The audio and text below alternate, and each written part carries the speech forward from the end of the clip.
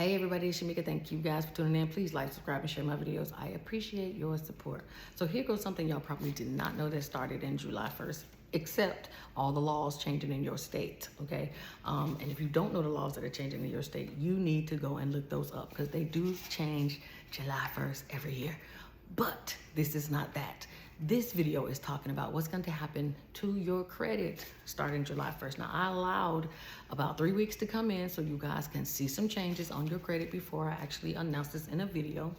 But the federal government has said that they are now going to make all creditors who have reported on your credit report, medical collections, guys, only.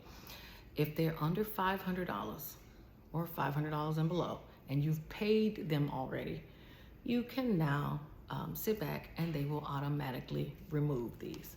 Now that is all great. I am so happy that they have finally realized that people should not have to be doing all of these pay for deletes and all this extra work trying to get these items removed off of their credit. Let me tell y'all something.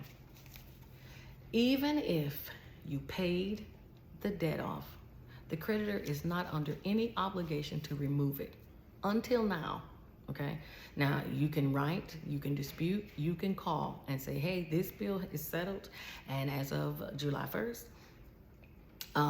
the Federal Trade Commission says that you guys have to remove it, so remove it. That is the only way you can make them remove it, and that is the only reason that they would remove it for. Here's the part that we don't like, and they don't tell you. Now, everybody's thinking, oh my gosh, it's gonna come off my credit, my score is gonna go up. It could, but it also could not. Say you have a account or collection on your credit report that is 5 years old, and it's been on your credit for 5 years. When you remove it, it's not gonna bring your credit, it's not gonna have your score is not gonna go up. Your score is more than likely going to go down. Why? Because the longer something sits on your credit, the more like family it becomes. And when it's gone, the family is sad. Okay? Same if somebody was a close friend, y'all became close after 6-7 months, you start looking at them like family. If they were to die or leave, you're gonna feel sad, right? It's gonna have a negative effect on you. Same thing with your credit. It's gonna have a negative effect on your score. So I'm happy that you paid, okay? But you do need to be aware that the older something is, the more damage it could do. If it is less than 2 years old, it probably won't have much effect, if any, a couple points. That it may go up, and I'm probably saying maybe less than 10, unless it's a bunch of them that are gonna delete off. Then that's different, okay? But I just want you guys to keep in mind or bear in mind that just because this is great news that is coming down, you guys know they don't ever give us the whole truth, okay? They give you enough to keep you going. So I'm gonna finish off the rest and let you know that if it's there for a while, your score will be affected, and the chances of it being negative are higher than anything, okay?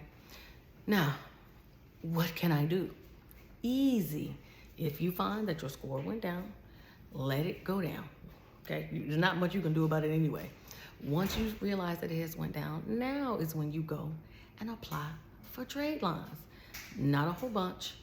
Not the ones you have to pay for. You don't need authorized user trade lines. You don't need a 20-year-old trade line just because it took 3 2-year-old medical bills off your credit.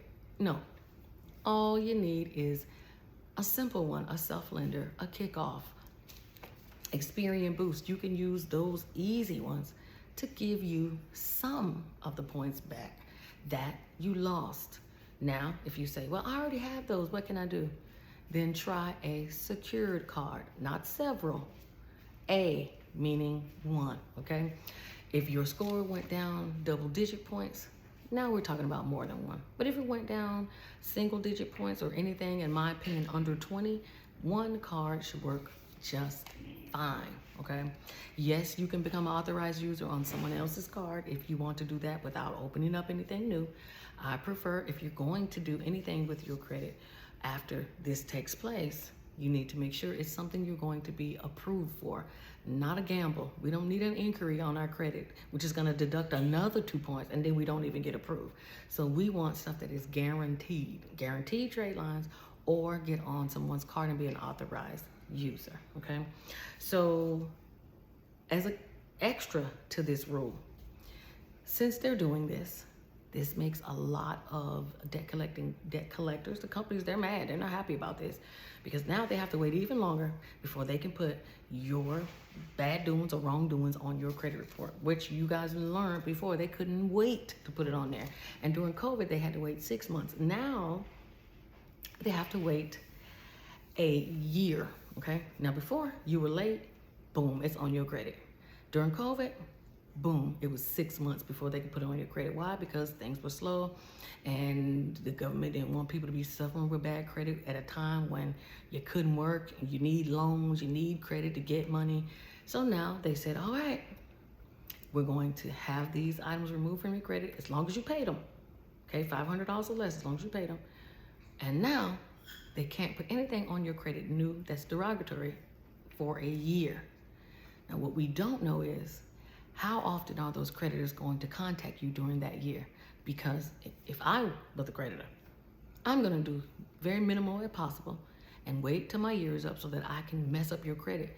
Why? Because people with bad credit means more money to big businesses than people with good credit.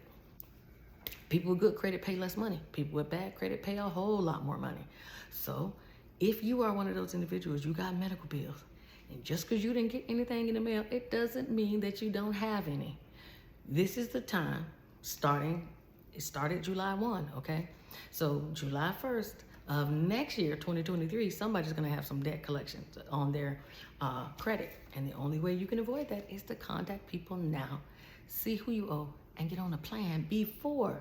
See, there's no clock. There's no 7-year statute of limitation. None of that applies right now because it's not on your credit. So the government is basically giving you 52 weeks, 12 months, 365 days to work out a deal, pay your bills before it hits your credit. Now, don't we all wish they had this a long time ago? And did y'all notice they only did this with medical bills? And why did they do that with medical bills? I'm going to tell you why. Because medical bills don't matter when you go to buy a house. So they're not hurting themselves by making these people wait a year. They're only hurting the debt collectors who get debt from thousands of places. They don't care about hospital bills. Why? Because hospitals are mostly nonprofit and a lot of that is paid for anyway. So if you are broke enough, you don't make enough money, you can go and get all your medical bills wiped off. You don't even have to worry about a year's wait. So if you're one of those people that you're under the federal poverty line, you should be in that hospital saying, hey, in the billing department saying, I can't pay this. And according to the CARES Act, I don't have to pay it because I am under the federal poverty line, okay? So yes, it can affect your debt to income ratio, but it will not affect you buying a house. You can have a ton of these on your credit and still buy a home. So I'm not telling you not to pay them, but I am letting you know that they are not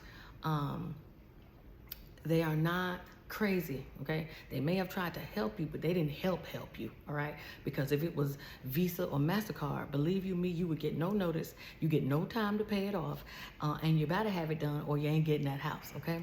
So please don't sleep on the medical bills, still handle them, but just know they are less important than all the other ones. The credit cards, utility bills, repo cars, you know, anything like that, all right? And let me see.